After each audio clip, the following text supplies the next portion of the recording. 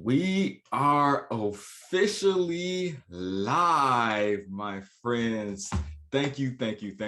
Welcome you back for another Facebook Live Thursday series with my good hometown friend, fellow 2002 OHHS alum, Let's go. man, author, higher ed professional, father, husband. I mean, also transplant to North Carolina. Yes, indeed. My good friend Ruben Watson, how are you? I am well, sir. How are you? Good to be with you in this space, man. Thank you for having me.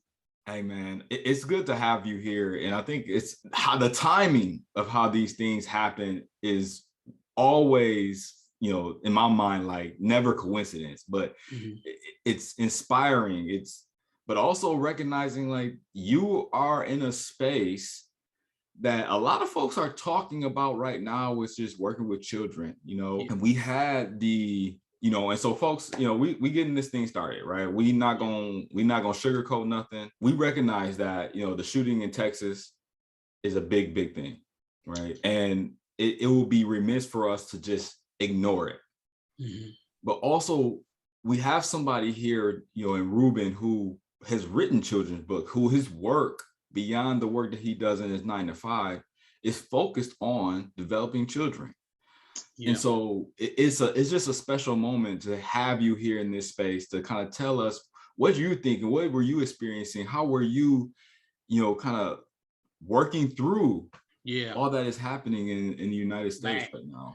Man, so I started by saying, man, I just want to, first of all, send condolences to the children, the families, anyone affected by the situation that happened in Texas. But also, we can't have this conversation without recognizing the situation that happened in Buffalo as well. So, the thought that kind of resonates with me is America is bleeding. People are in pain, people are hurting, and they're trying to hurt other people. And for people doing that, that's just terrible. That is not the good part of living in this country. And it's a lot of change that needs to happen on a lot of levels. Policy is first and foremost a forethought on my mind, but I didn't want to get too political. But I think it's important to just center that pain. It's a pain that I feel like it's resonating with a lot of people. And it's like, what are we going to do with that? I've worked in elementary schools. I've been involved with situations as a parent where a couple weeks ago, my daughter told me that it was a classmate in her class who was sending out letters to some of his friends in the class, and they found the letters saying he was going to shoot up the school. So as a parent, you feel defenseless. I can't, be at the school every day, but I can only pray and hope that the school has the right security measures in place to keep our children and my children safe and all the kids. So I just want to just kind of acknowledge that, man. We got to continue to, people are trying to center like a mental health issue. I think it's deeper than that. I think we really got to look at the hatred in people's hearts. We got to address that, and we got to find ways to destroy anything that's going to hurt or harm our children. It's interesting that you say that. And folks, well, if you're listening in, you're watching in, feel free to join us in the chat. For sure. Ask any questions, or, this is a space for us to just talk, to just enjoy each other, right? But recognizing like some people have an ability to just do work differently with certain groups. And you are one of those people, right? I think about all the time that parents spend thinking they have time. We're going to pick up our kid from school, and I'm gonna give them on their homework, right? And I'm gonna make sure they get to bed at this time, and make sure they have this dinner or whatever. But it's sometimes taking a moment to just really be in it with whatever they're feeling, whatever they're thinking, whatever they're right. What I'm hearing from you is that in America we take for granted the opportunities to learn who our children really are. Yes, that's exactly what I'm saying. And I think the reason is because as parents, in most cases, work. Well, True. Right. Right? We must provide for these children, protect these children, provide them with food, clothing, and shelter. So we have responsibilities. And I think that for me, what the difference is between me and someone that just, goes to work and thinks that, their children are fine from that is I try to take a time off of work to be with my children. So, work is a priority, but I know on my deathbed, I'm not going to value the work that I did, but more so the lives that I impacted. And my first ministry is to my children. So, I am very intentional about the time I spend with them. I'm just thinking like in the last week, like at least once a week, I'm trying to think about things I can do with my kids. And sometimes it takes place during the week, sometimes it's on the weekend. Last week was field day. You remember field day growing up? Elementary, that was lit. Like, like my son's a first grader. So I was like, you know what? I'm going to take the morning off just to be with him. Yes, I had other things to do. Yes, there were some meetings I had to cancel, but nobody's going to die if I can't fill a meeting, right? So, and he asked me to be there, so being intentional about if our children are asking us to be in a space, being in that space. And, I'm not sure if the listeners know, but I'm a first generation dad, meaning I grew up with my father in and out of prison. So he wasn't really present in my life beyond, times when he was free. And if he was present, he wasn't really available to kind of teach me and instruct me because he dealt with a lot of challenges with his addiction to alcohol and drugs. So, me being around him was very limited. And as a child, I took that pain with me and I said, I would never want to do that to my children. So I'm a little bit more intentional than most parents because I didn't have a father to kind of set that structure and be involved with my life beyond certain instances. So with my children, it's like, I want to be with them. I want to see them grow. And I tell them, I'm here to help you be the best you can be. I'm here to support you. And I got 3 kids, so I got to divide my time by 3. But my daughter, she's 12, so she's a little older. She's a little less dependent on dad. I think I'm turning from the cool dad to the dad that's the dad that she probably needs to drop off to her friends. I understand that. I can live with that. Yep. But we still have a relationship where, I can talk to her about what's going on at school, or like I told you, the situation with, the kid at her school with the gun, like her not knowing how to handle it, and family conversation, me and my wife and all my children about the school shooting and, about making sure that they are aware of what's going on. If they feel unsafe, if they see any of their classmates, or if they see any adults coming to their school, making sure that they're aware and they're doing their best to stay safe and address the situation and not be paralyzed with fear. I think sometimes fear is something that prevents a lot of people from doing the right thing. And I'm like, at the least, I want my kids to be afraid of anything or anyone. I think they need to be courageous and take action when they can. I'm not saying be a superhero, kick somebody in the face. I'm saying know what to do when you can. Don't let the fear paralyze you, right? Right. So back to your question, time, what's that? A quote by Nipsey Hussle. You spell love with kids, T-I-M-E. Your availability to them. Say that one more time. Woo-hoo. You spell love to kids, T-I-M-E. Are you there? Do you care? Do you know who they are? Do you care about what they care about? I mean, I'm not sitting here saying you gotta, if you do, that's cool. Paint your fingernails if you got a daughter, but be intentional with your time and don't just value what you value. Like understand what they want to be, So me being an author, I write my books about my children. My first book, Where's My Grandpa, is about my daughter, and it's about my father passing away, but she wanted to know who he was. My second book is called Friendly Skies and Friendly Skies and Sunny Days. I'm sorry. And it's about taking your kids to the park during COVID, because that was really the only time that we really were out at the park at a very high level, because that's the only place we could go. That's the only place. And some parks even shut it down. They had to go to Walmart and everything. And I was like, whoa, wow. Okay. Go to the kids' museums. I mean, shoot, they shut the gyms down. So I write my books based on real perspective, real life, but I also try to highlight how my children my children's thoughts and experiences. So it's not the book about me. Like I take my kids to the park. No, it's written from the perspective of my children, and it's for other children. And my children are African American, so it's from a very diverse perspective. And I wrote it from the perspective of saying I'm not seeing these stories being told when I go to Barnes and Noble. No offense, when I go to other bookstores, and I'm like, I need to tell these stories. Yep. It's beautiful. One that we talk about like spending time with children. Yeah. And oftentimes, as parents, we look at it like them spending time with us, right? Like you on my clock. You on my clock. You got to do what I'm doing. You got to care about what I care about.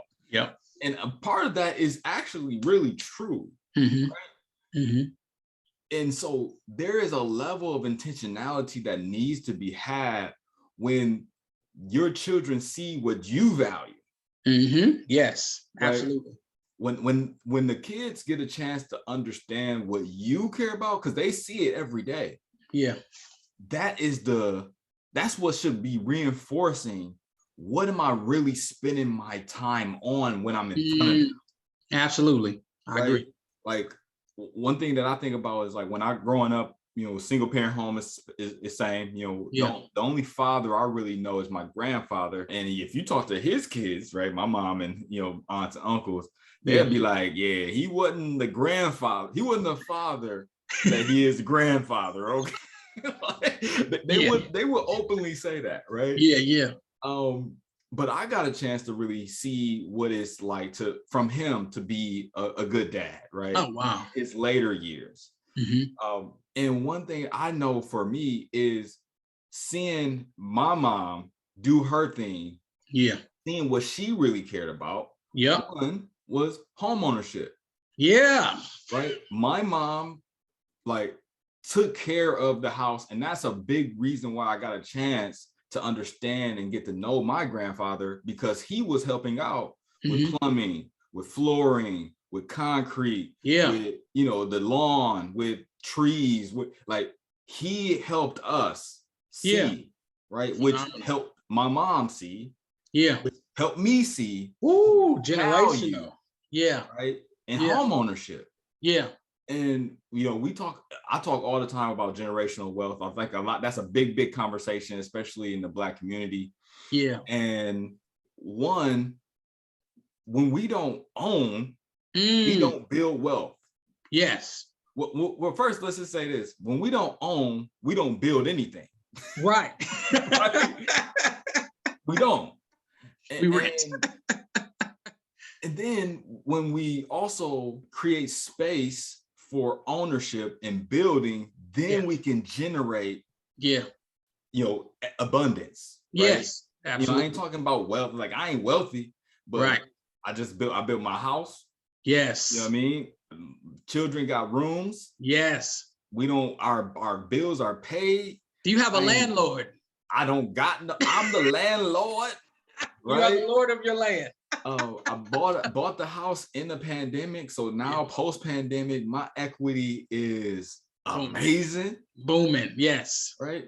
And these are all values that I learned as a child. Yeah.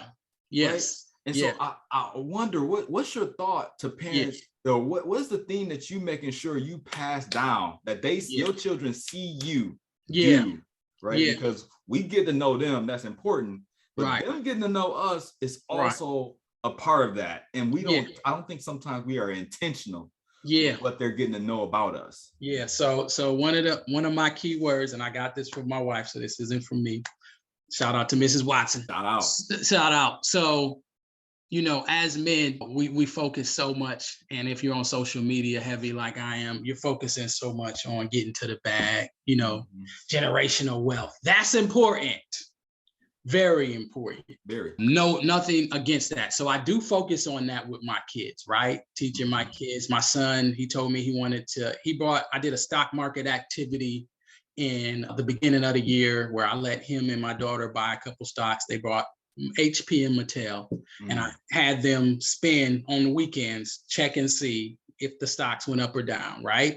So they started, they were happy, they were excited. Then that money, they see that green, then they seen that red, and it was like, oh, I lost money. So they're learning. But my son came up to me probably a week ago, because we're still doing the stock, and he was like, I don't want my stocks anymore. I was like, what else you want? I said, what is another stock you want? He was like, I want to just sell it. Can I get rid of it? He didn't know he could. I said, yes. And he was like, you know what, stock I want to buy? I said, which one? He said, Walmart. And I said, oh, that's a great stock. Like, I didn't even tell him that, but I was like, I try to tell him to understand not just, your allowance, but understand how to utilize your money to make your money work for you. So, at a small level, that's working. Also, as an entrepreneur with generational wealth, as an entrepreneur, taking my kids with me when I'm selling books, helping them understand how to deal with customers, how to market, how to sell, what are assets, what are liabilities, what are the expenses associated with running a business. So I have my children work for me as employees. So that to me is underground training with generational wealth, not just talking it, not just saying your allowance is that, but saying you can earn some extra money if you come work for dad, So that to me, even if they don't pursue this as an opportunity, at least they have the exposure of this is how a business operates, right? But the other thing, generational wealth is one, right? But the other thing I just want to kind of center on your audience, and if they're in the chat, if you could type these two words, hashtag generational health. Generational. So understanding the importance of the food that we eat, the music that we listen to, how we deal with stress. All of this stuff are factors that have terribly affected our people for many generations in this country and around the world. So I can't just say America, I'm saying around the world. So with my children, exposing them to this idea of learning to meditate, something I never learned until, I became a mature adult over 30. They didn't know it. They're like, what is this? What's the value of this? Exposing the idea of helping them understand emotional intelligence. You know what I mean? If you're upset, nothing wrong with being upset. I say that to my kids. There's nothing wrong with two things in my house. To my son and my daughter, there's nothing wrong with being upset. There's nothing wrong with crying, being sad. It's how you handle it. And many times, like you were talking about, these mass shootings, we're talking about mad people, right? People that don't know how to process their anger. And we live in a violent society. So violence is always, in many cases, the first choice for people that don't know how to deal with their emotions the right way, in a proper way. So they're emotionally unhealthy. So helping my kids deal with that. Yeah, another thing when we're talking about health, what are you eating? What are you eating? What is on your plate? Like, I know you, brother, so I've been following your journey. You're a very healthy brother. I know heavy set Dar. I know Dar reformed, okay? Big Dar and little Dar. Okay. Big Dar, little Dar, okay? So and I admire that. I was like, I'm inspired by that. I had some health challenges myself where, about 4 years ago, I just transitioned to a vegetarian diet. I wasn't born a vegetarian. I used to go to chicken coop like everybody else at Grand Rapids. You know what I mean? Thighs, okay. Get that 2-piece. Yeah, thigh and a wing and some thighs, okay. So vegetables. So for me, it's like I wasn't born this way, but I started to live, and I had family members who literally lost their life because of how they were eating. Yep. Diabetes. I mean, that's affecting my family. So I'm like, who am I to just continue this tradition? I love a good cookout like anybody else, but I know that pig, I know that ham, I know anything that's not really plant-based in many cases is going to take me out.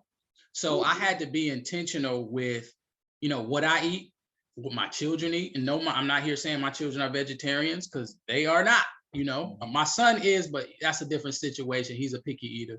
My daughter, she's not vegetarian. She'll eat, chicken nuggets. She'll eat chicken with anybody. She'll eat turkey meatballs, but it's healthy. We try to do healthier meat options. Yep. And my wife, though, are strictly vegetarian. So when I'm talking about generational health, I'm talking about teaching our children from those areas, what they eat, how they process pain, hurt, and how they deal with their emotions. And if that is something I could pass down to my children, to my grandchildren, I can die a happy man, because I'm looking at my future. And for every person that's tuned in, just take a moment. If you got kids or not, think about 100 years from now. Think about your last day on earth. what impact do you want to leave on this planet while you're here? Mm. Time is fleeting. We already talked about Time is that. fleeting. You don't have it. We Right? don't have it. We think we have it. So generational health and generational wealth, man. Out of those things, what I'm hearing a couple things, right? Yeah. Because I believe that a lot of folks out there understand the hustle part of life. You know what I mean? Gotta get it.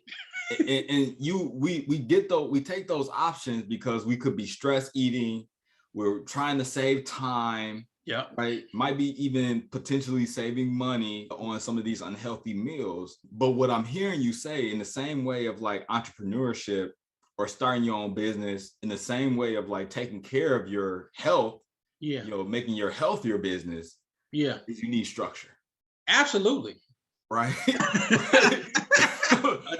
No discipline, you don't win. You could not win without being disciplined. Like, you need structure, right? You don't got it. It's gonna be tough. And I've been on the journey, right? I've lost over 100 pounds. As far as weight, I've gained. Phenomenal. And then lost and gained and lost again, right? Yep. And so the balloon effect, what I've learned, it is connected to my stress levels. Wow. Right? It is connected to when I feel like I got too much on me, right? That I'm not releasing within my own self, right? It's not even, sometimes it has nothing to do with my wife, nothing to do with my sons, nothing to do with the home, nothing to do with school or work. It's just, I have something emotionally on me and I haven't let it out. Yeah. Wow. Right? And oftentimes, I even think about from a man's perspective, we learn 3 emotions. Give them to me. Happy, sad, mad. Yes. Nothing else. I'm happy, I'm sad, I'm mad. Right? That's it. And what we know, if you look at the feelings wheel, right? It's a bunch of feelings. So we talk about emotional intelligence. The reality is sometimes we don't see that our emotional or unintelligence is really causing us to have the stress, which is causing us to have the physical disability or physical disableness or whatever, the physical unhealthy, the physical desperation of absolutely, you just destroying yourself internally because you're mental. Right. And so, has entrepreneurship helped you?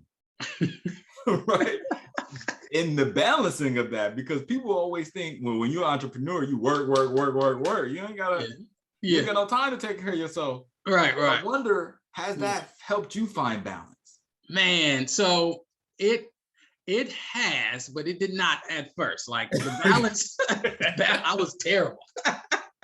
I've been an entrepreneur for like over a decade. So my first 5 years was like crashing and burning because I felt like I had to establish something without like taking time to really focus on what I was doing. Sometimes people was like, yo, if you want to be an entrepreneur, just go out and do it. And but I'm broke and I don't understand assets and liabilities and I got to get taxes and an LLC. So I was doing a lot of stuff just guerrilla style, just because I want to sell in this. And then I got a letter from the IRS saying, you did not do your taxes and you're selling goods and services. And I was like, oh, snap. So I need to scale back. Yep.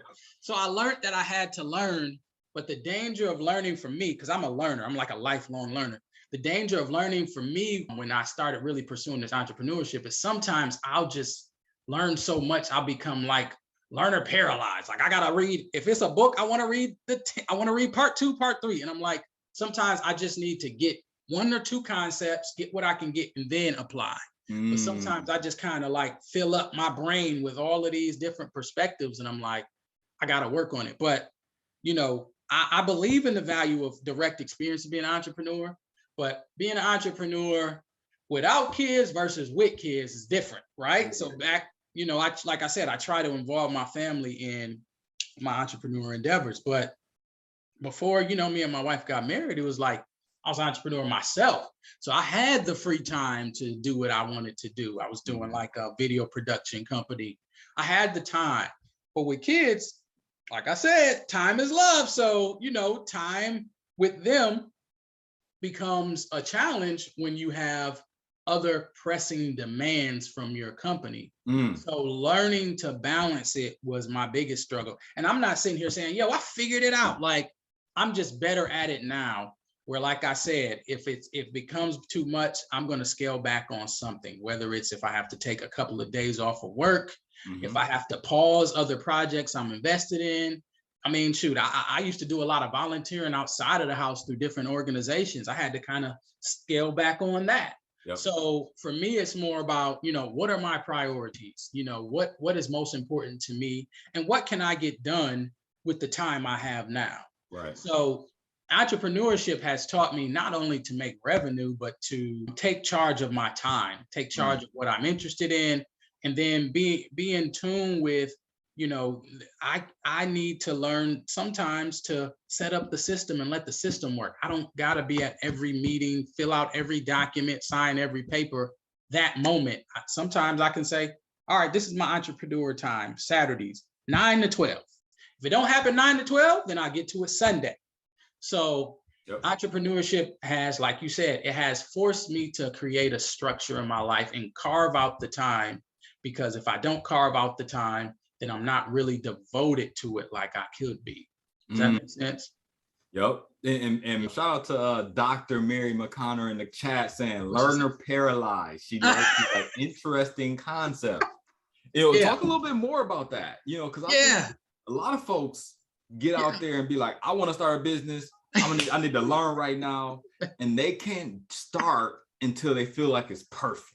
Yeah, no, right? That's exactly it. So learner paralyzed focuses on just, we live in an information age. You want to learn about anything, just Google it. You're going to get it. But sometimes it's too much, right? Like sometimes it's too much. Like, do I need to read 10 books on how to publish a book? Or do I just need to publish the book?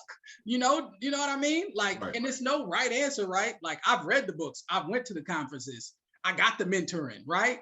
But it's like, when do you know enough is enough? Like, sometimes I think, and me personally, this is a personal confession, sometimes it was just me saying, oh no, I got to read this extra book because I was afraid that I wasn't prepared enough, or I was afraid of failure, right? So sometimes fear can paralyze us, and it's like, this extra book is my exact excuse of why I haven't got this book published. But now it's like, you have to balance between taking action and learning, because there's always going to be a conference, there's always going to be a book, there's always going to be an article on how to do it. But once you're doing it, you're kind of put yourself in a position to say, hey, I learned a lot from this, but my book didn't get published this way. I actually did this. Yeah. So we have to take advantage of utilizing the knowledge that we're learning and not overloading on it. And then, if it's something that's paralyzing us, then, hey man, put the books down. Just try doing something in your business related to what you're learning about without the training wheels. Right. And if it don't work, go back to the book, It speaks to a couple things. Yeah. One, how committed are you to the process? Yeah. Right. So it's this quote. Let me find it, because I love this quote. Okay. It says, if you skip the process, you're unprepared. You show up unprepared, right? Yep. I think that's what the quote says. Yeah. If you skip the process, you show up unprepared. Yeah. And what I feel like folks feel is like, they first thing that they put out gotta be the absolute best thing that has ever hit the market. Yeah. And what that to me is saying, you really don't want to go on the journey. Yeah. You want the result. Yep. Exactly. Right. Yes. And it's people expect to show up as Denzel on Training Day. Yeah. Right. But you ain't been Denzel in Glory first. No. You know That's a good one. That's a good one. Shout out to Mary. Shout out to Mary in the chat. She said, she's feeling you, right? Yeah. What's your thought to people who is like, yo, like, how do I get started? Yeah. What do I need to do to the process or whatever? Okay. You know what I mean? I can speak to that because I was that. I was trying to be Denzel in Mo Better Blues. You know what I mean?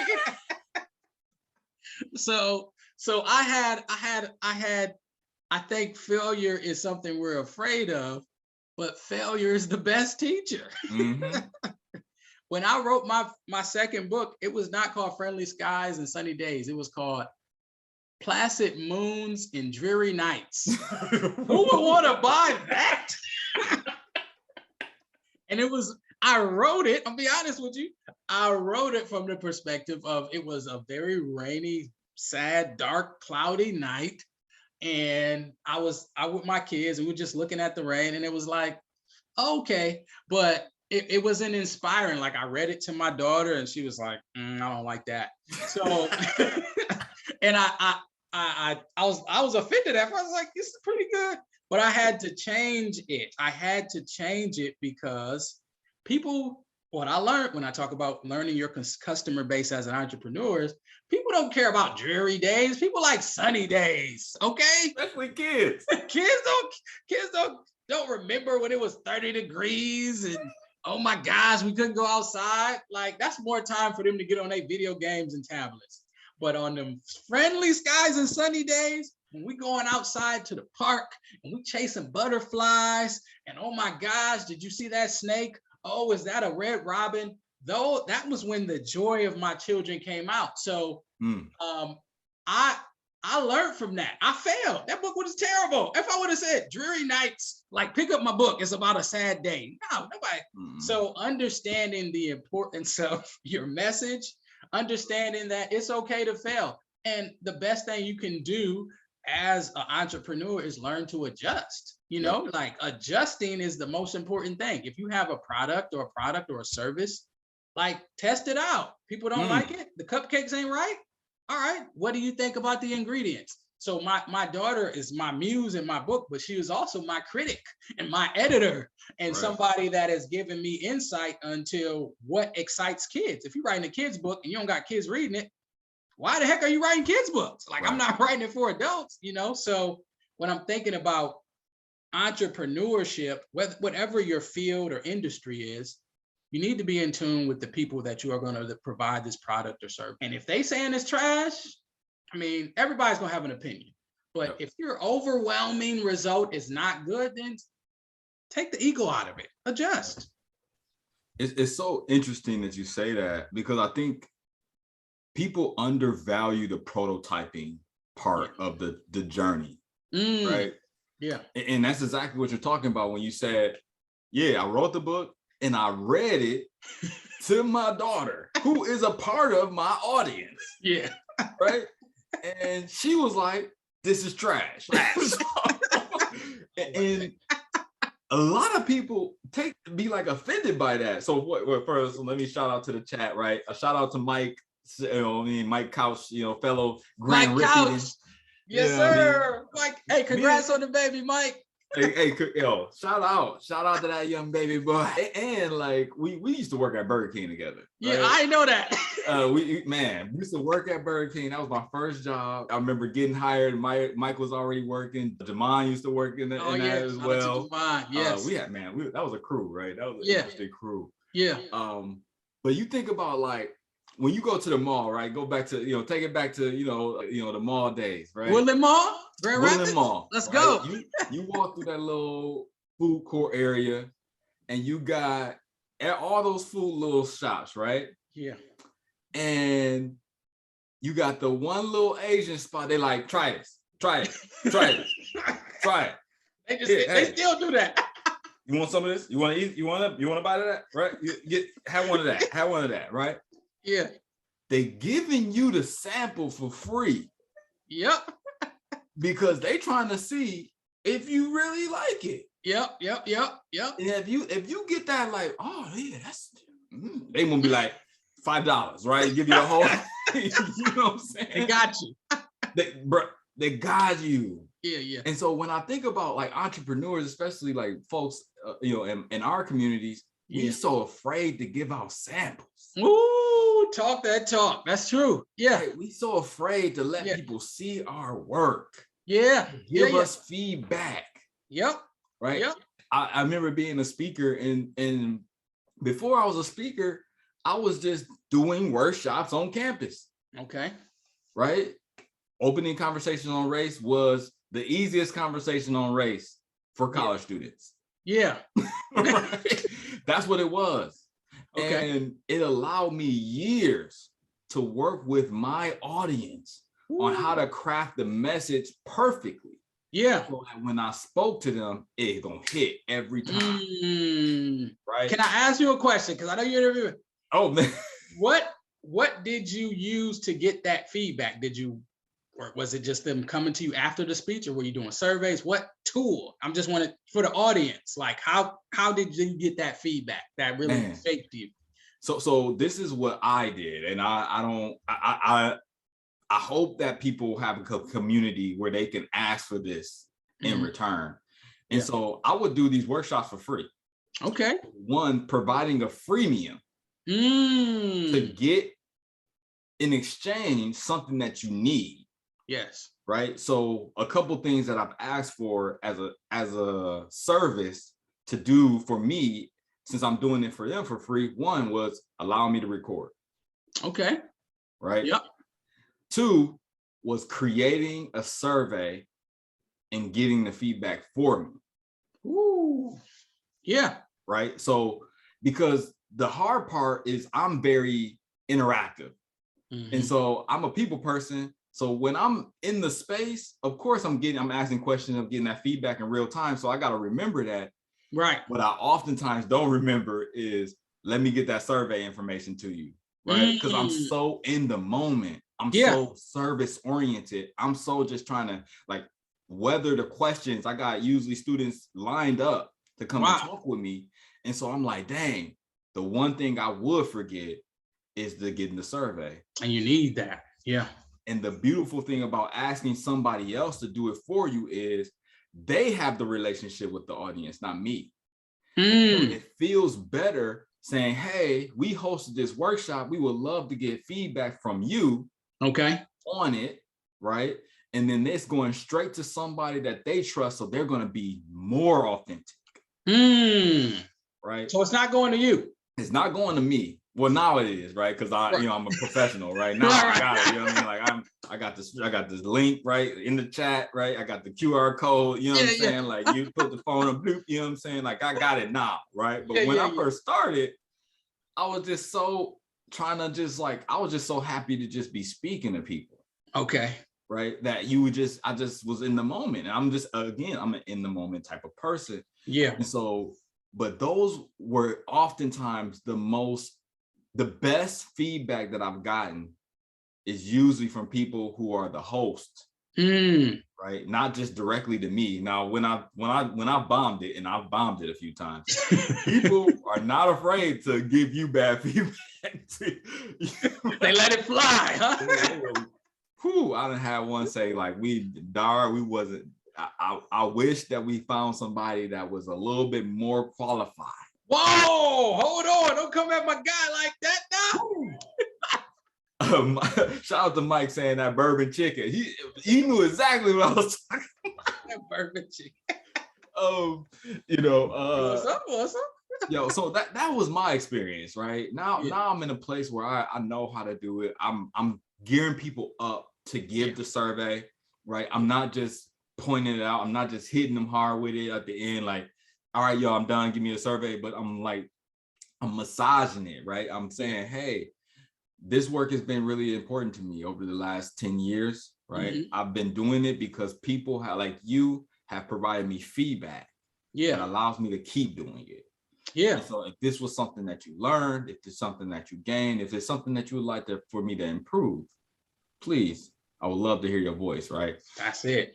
Right? That's the way, right? Yeah. You got to warm them up. Yeah. Right. But even that is formulaic. And a lot of people don't understand the formula of speaking. Right. It's an emotional roller coaster. Yeah. And a lot of folks, for educators, they think they just are coming in to educate. And I'm like, yeah, sometimes, but Yeah. most of the time you're going in and they're expecting you to entertain. Yeah. Keep them smiling and laughing, like you said. And I think when you get that feedback, that's like, ouch, right? Like Mary said in the chat, ouch, woo, right? Yeah. When you get that feedback, that's letting you know you probably did something that wasn't aligned with your values. Oh, wow. And that's true for me. Yeah. Yeah. Right. And it was in a time when anybody was willing to do anything around diversity and inclusion. And so I'm like, I'll take anybody. And the reality was that audience wasn't even close to the audience in which I served. Wow. And that's why I got the feedback that I got, was because this audience wasn't ready to absorb this message that I had, because the message that I have is very different for a different community. I got you. Okay. Right? Yeah. But it sharpened you though, right? Oh, absolutely. Okay. Absolutely. And when it comes to like working with that type of group, I recognize that I have to be a little bit more, I have to push them harder. Okay. Right? Because I'm used to working with students. And so pushing them is hard, can push them to a point where it's like, I don't think this is the right thing for me anymore. And that's what I don't want, right? Yeah. But with professionals, you've already made a conscious decision to be in this field. Yeah. And so you are partly responsible for the work that's being done or not done. Oh, yeah. And I needed to lean into that, but instead I was leaning into being more passive. Lessons. So that's what happened, right? I wasn't pushing them. Okay. I was allowing them to just kind of be. And for professionals, that's not good enough anymore. They want to be pushed. They gotta be pushed. Right? They gotta be pushed. Yep. And so when I get in spaces with professionals, I'll be like, yo, I'm laying it down on y'all. Like, y'all not equipped. Yeah. Right. Y'all not equipped. Yeah. You know, and when you're talking, especially when we talk about diversity, equity, inclusion, I'll be like, yo, who has a working definition for any of these terms that we're talking about? And they're like, usually like 3 or 4 people, maybe out of 50. And so I'm like, you don't know even how to set right goals. Wow. You don't even know that you're having, like, you don't even know if you're having the right conversations with the right people, because you don't even have a working definition for the term. You have no idea how this work is even implemented in your industry. Yeah. If you don't even have a working definition for the term, like, why are you even having conversations about it in the workplace without a definition? Wow. Right? And I think, like, just to kind of to support that, because I'm starting to think, I work in higher ed too, DEI, diversity, equity, inclusion. I think it's just becoming like this flavor of the month word where everybody knows what it is, but does everybody know how to implement it? And just to kind of support what you're saying, I think it's like saying, everybody knows who Will Smith is. But how many people can name 15 Will Smith movies or his characters in those movies? Like, breaking it down and really understanding it, and then learning how it affects you personally. Like, DEI is such a popular term.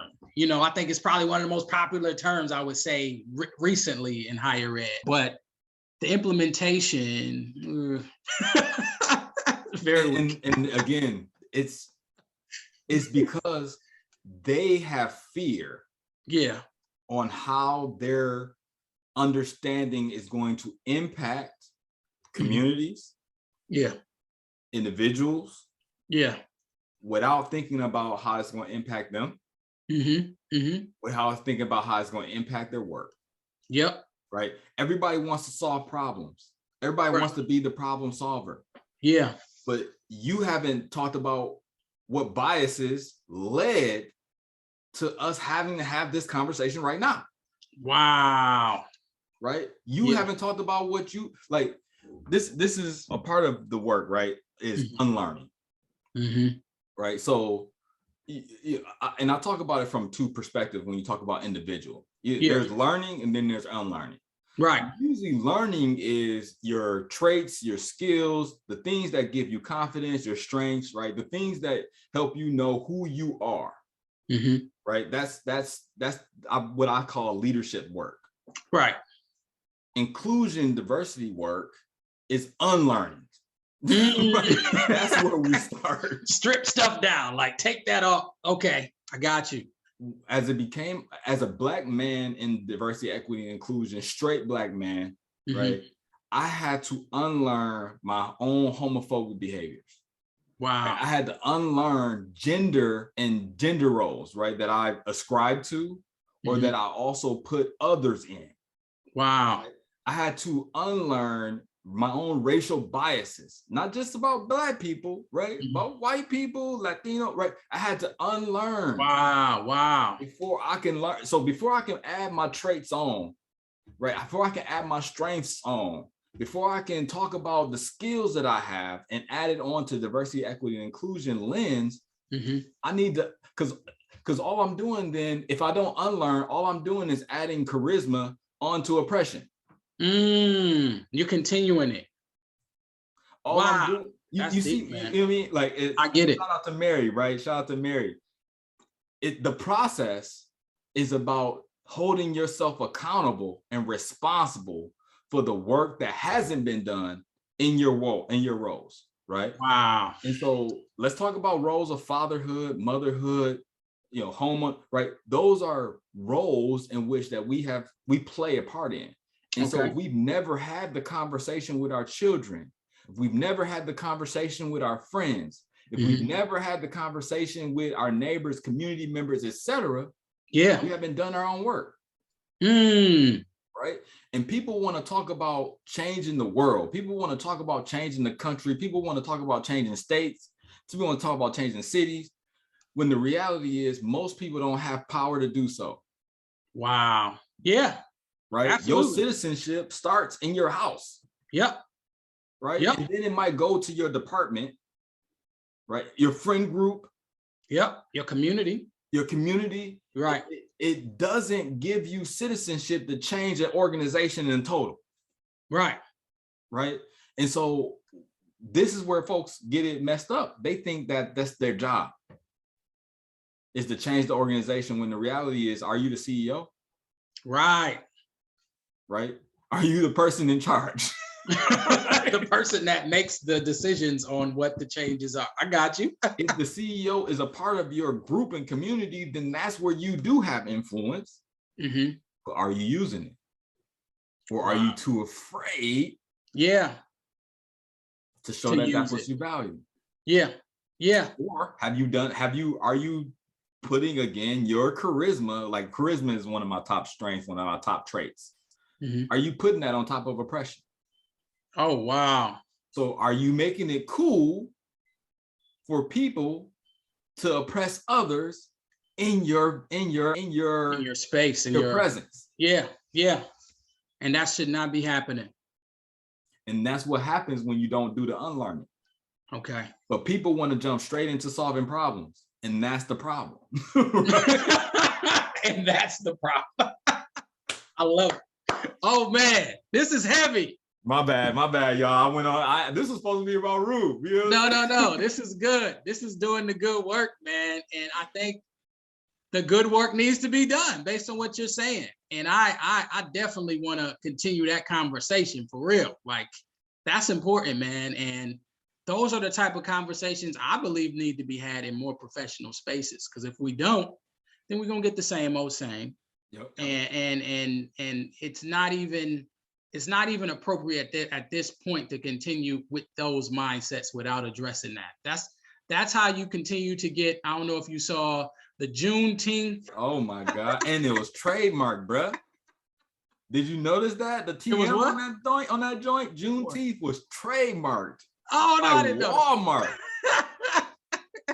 Trademarked by Walmart, bruh. Like, I was like, wow.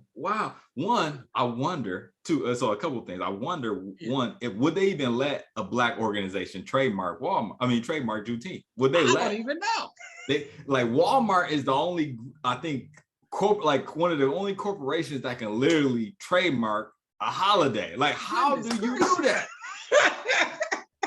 One, okay. Two, the reality, right? The reality of this is that we are all in an oppressive state.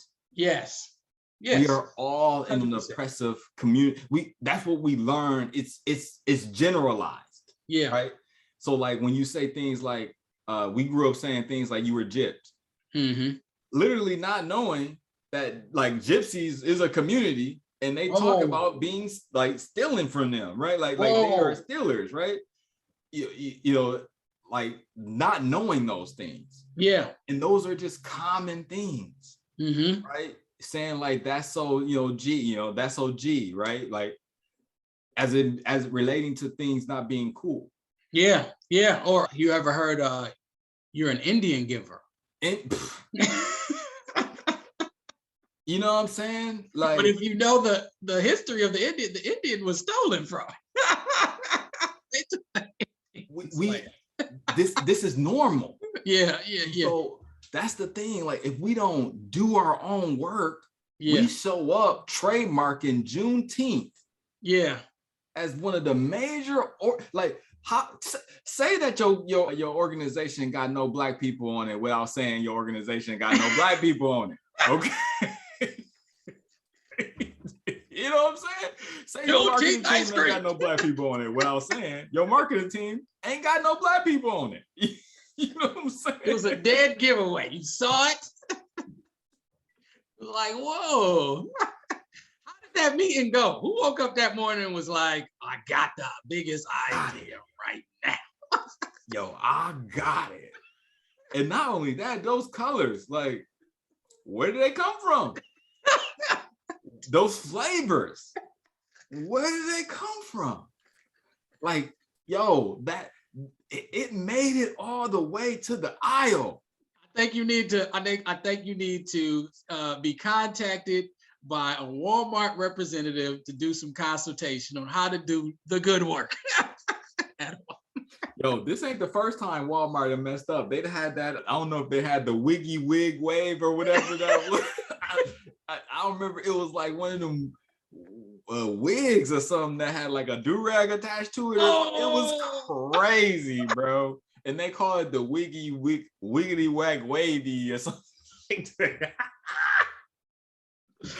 Again, yo, the world needs help, man. The world needs help. Yeah. And the cool part about, I think, where we are while we're talking about joy, we're talking about laughter, right? Is people start these entrepreneurship journeys focused on making money. Yeah. And not focusing on creating a space for them that centers joy. Woo! I'll tell you what, man. I'm glad you said that, because I did a review of my company and why I do what I do. It's like children's books. Oh my gosh, it's not $1 million idea, right? Right. I've sold a lot of books though. I've been very successful. And I was like, what is it? You're in business because you do want to make money, but why do I do it? And like you said, it was joy. For me, my pillar of my company, why I do what I do, is inspiration. Yeah. If I can inspire someone, then I've done my job. Yeah. My business is valid. And every time someone purchases a copy of my book, I'm hoping they read it and they are inspired, not only to read, but also to, friendly skies, sunny days, go outside, read the book outside. Where's my grandpa? If you have a deceased parent, talk to your children about it. So to me, it's inspiration.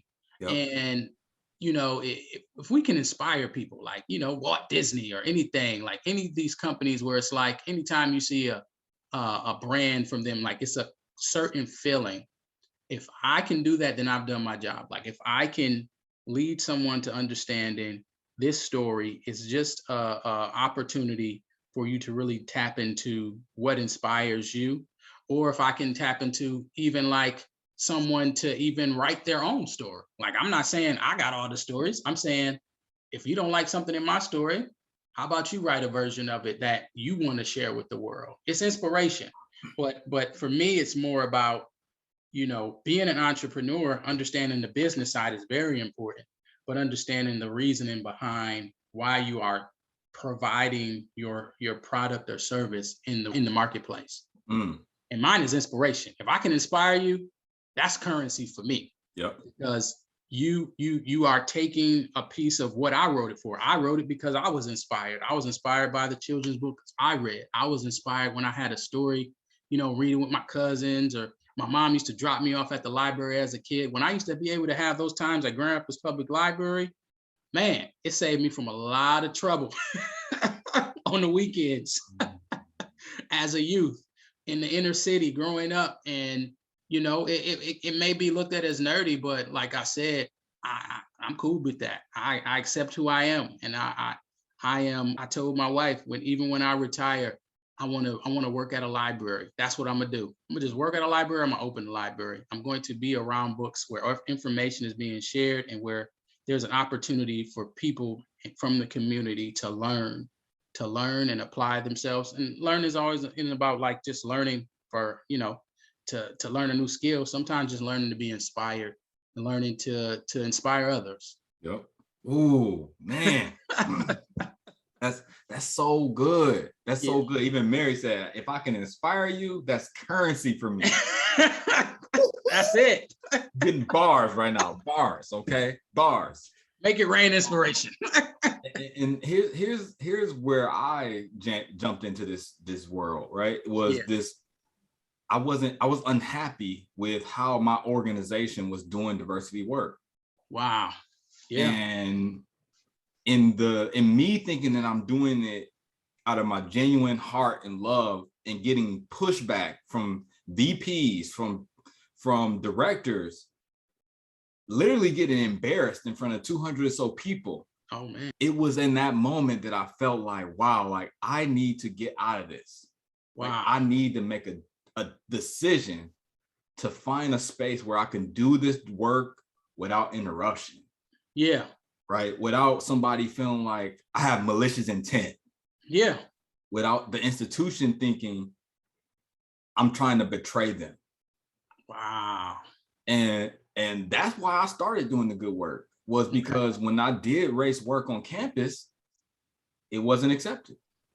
Oh goodness. Right. And I was in community where, rumors were being spread about how I did the work, why I did the work, what I cared about.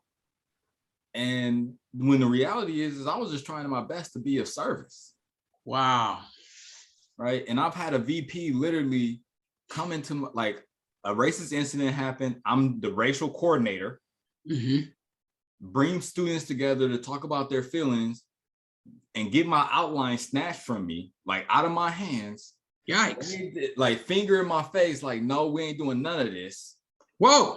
And literally turn me into a mic runner from a facilitator. Oh no, that's terrible.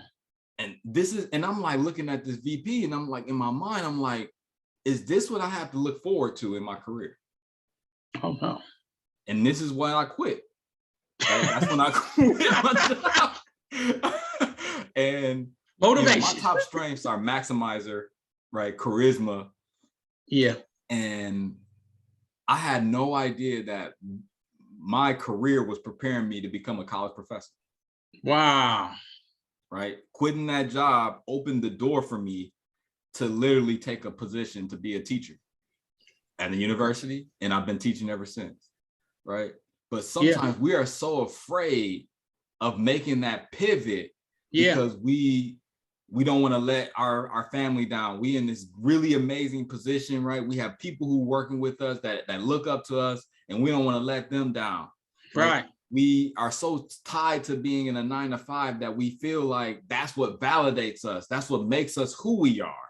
No, it's not and true. Quitting that job was the thing that literally helped me become the person who I am today. Yeah. And that I've been in spaces like that before, at previous, because I've worked in higher ed for over a decade. So, and I've transitioned to 2 different universities. So for me, it's more about what I learned is just to connect to what you're saying, just going where you're celebrated, not tolerated. And I was in a space where I was being tolerated. And I said, this is not good. This is not good for me. And hey, the pay is good. It's a nice top tier university, but I don't want to be tolerated. I want to be valued. I want to contribute. And I'm not here just to be a token Black man on the team that just comes and, shows up for meetings. So we have to, as professionals, I believe part of doing the good work is staying true to your value. And when that is disrespected, then making the pivot and being brave enough to do that. Values right here, right? Yeah. Look at it. Awareness, authenticity, positivity, inclusivity. If I'm not getting those 4 things, it's probably not a place for me.